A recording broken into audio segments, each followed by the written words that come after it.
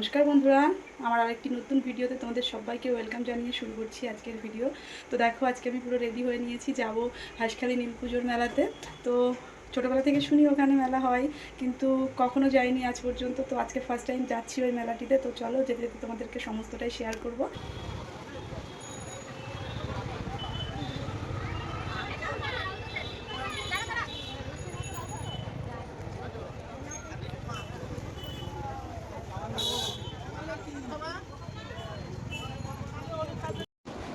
তো এই যে দেখো, দেখতে দেখতে আমরা প্রায় মেলার কাছেই চলে এসেছি।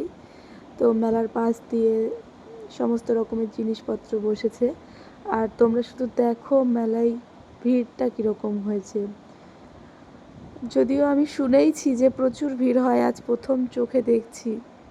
আর এই যে মেলার এই জায়গাটা, এখানে যে যা মানত করে তার মনের আশা পূর্ণ হয়। তো সেই জন্য আমিও একটু ভগবানের কাছে চাইলাম কিছু, ভগবান যেন আমার মনের ইচ্ছাটা পূরণ করে দেয়। তারপর এদিকে মেলাটা তোমাদেরকে একটু ঘুরে দেখাই, যে এখানে কত খেলনা, এখানে ঠাকুরের বাসনপত্র সমস্ত কিছু বিক্রি হচ্ছে। আর সব থেকে ইম্পর্ট্যান্ট, এখানে অনেক ধরনের কাঠের জিনিস বিক্রি হয়, অনেক কম রেঞ্জে এখানে অনেক কাঠের জিনিস পাওয়া যায়। এই যে দেখো, এই সিংহাসনটা আমি দেখছিলাম, আমার ভীষণ পছন্দ হয়েছিল এটা। তো আমি নেইনি যদিও, তো দেখছিলাম, খুব সুন্দর লাগছিল সিংহাসনগুলো দেখতে।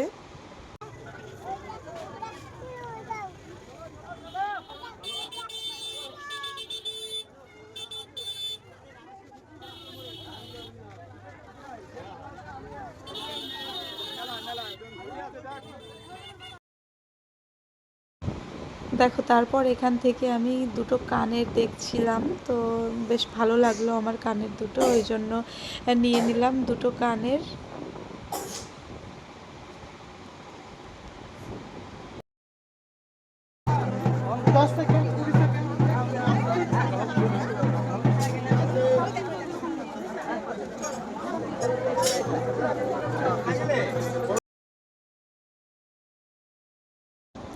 আর এদিকে বিক্রি হচ্ছে বিভিন্ন ধরনের লোহার জিনিসপত্র।